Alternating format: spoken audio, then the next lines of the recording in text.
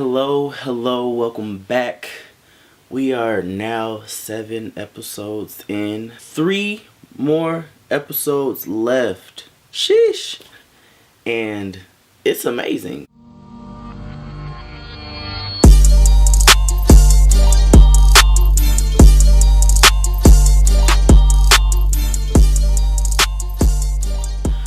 So, today's episode, I'm talking about security.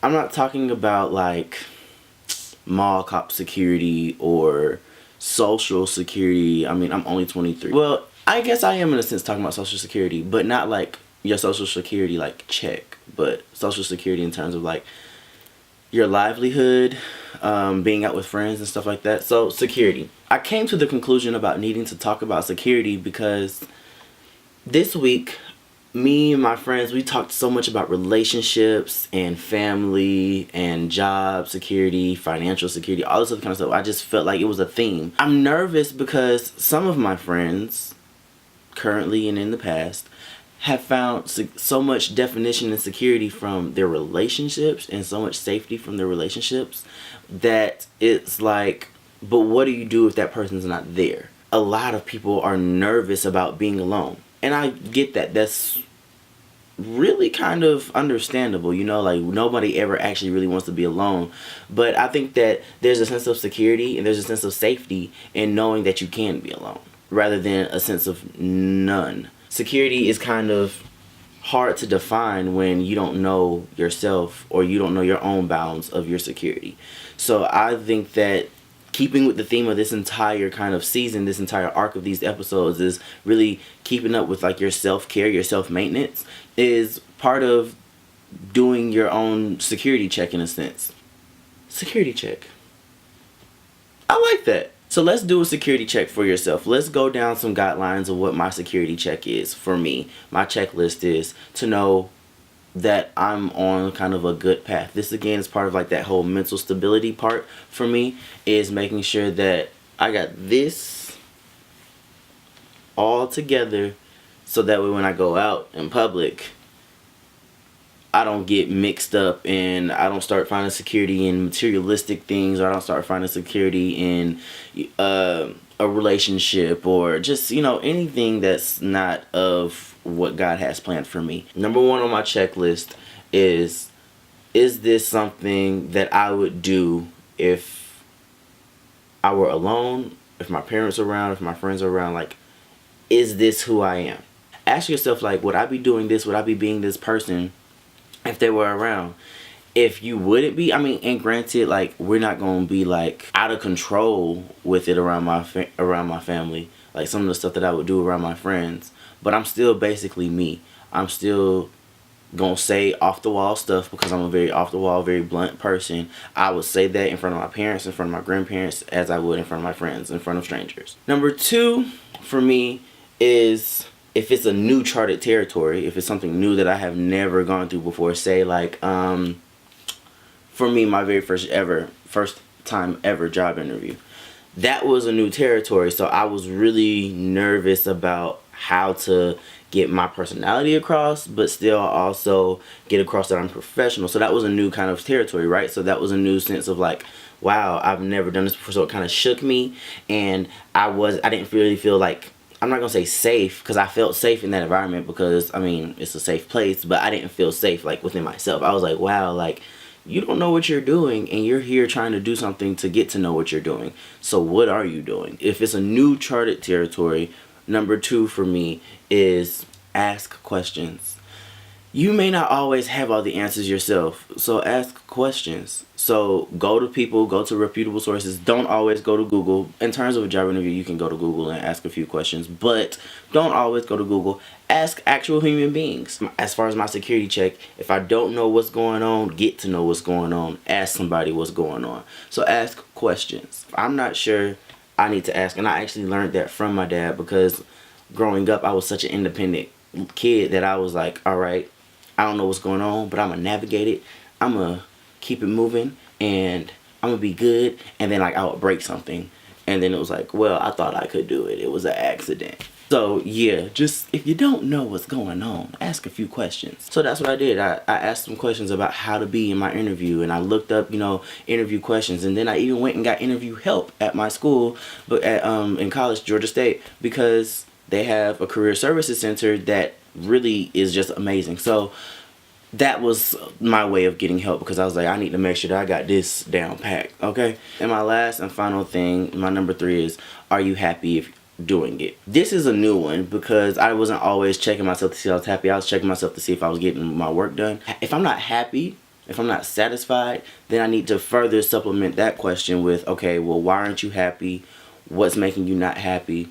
Do you still have to go through this? Do you still have to follow through with this in order to get to happiness? Because sometimes you have to sacrifice a little something to get to that ultimate end goal. And that, for me, is, a pretty accurate assessment of safety and security within yourself. Once you kind of assess those things for yourself, at least for me, those are my 3 checklists. You may have a longer checklist, or you may have a 1-question checklist. But for me, my 3 questions that I ask myself, that I keep up with, that I constantly want to make sure that I'm being me and that I'm secure in myself. And if I'm not secure in myself, then I need to find a way to be secure in myself, and I need to go somewhere off into some seclusion to make sure that myself is who it needs to be. Then that's what I'll do. Those 3 things ultimately really just kind of surround me and keep me kind of uplifted in myself. So that way, once I get out somewhere, if I'm talking to somebody that is interested in me, quotes around interested in me, but if I'm talking to you and you're interested in me, and you don't know yourself, but you're trying to find some kind of security, some kind of safety, some kind of, definition of you from talking to me, I can't get with that, because you don't know yourself yet. So I need you to know you before you try to come at me, because I know me. Get to know yourself. Get to know your own security bounds. So that way, when we're having conversation, we're conversing, it's able to be something that is meaningful rather than not. That's what I need. Okay. Another facet of security that I ultimately really want to talk about as well is within your social rounds and realms with your friends and things like that. If there's something that that just does not sit right with your spirit that is going on, please speak up. And I'm only saying this also from this week. Like I kind of went through a bit of, I don't know how to describe it.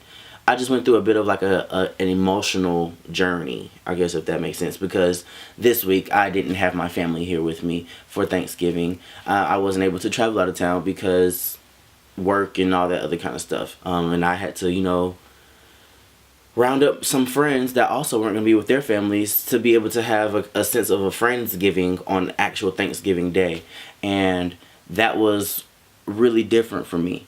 So the only reason why I say that is because I knew that some people weren't going to be with their families this past week, and I really wanted to gather them to bring them somewhere that they could be able to be with family in a sense, or get a sense of a family, get that sense of love.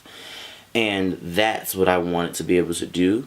And so that's why I said if something doesn't sit right with your spirit, speak up on it and act on it, because it didn't sit right with me knowing that I was going to be alone, some of my friends were going to be alone, and some of their friends whom I didn't know were also going to be alone. So I wanted to be able to bring those groups together, to be able to have a sense of love, a sense of compassion, a sense of thankfulness, no matter who you are, no matter where you are. That's kind of also where I got the idea to talk about safety and security this week. So safety and security.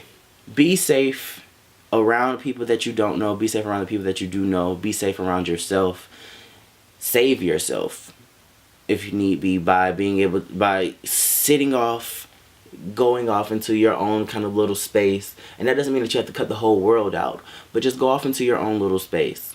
Get yourself somewhere where you can really just assess what's going on in your life and take a deep breath and really just make everything make sense to you. Then go and run it by a few trusted people, not like, oh hey Jim from work that I just met 2 weeks ago because you just got hired on. I'm talking about this. Like, no, anything is possible is basically what I'm really trying to get at, as long as you know you and you're safety and you're secure in you.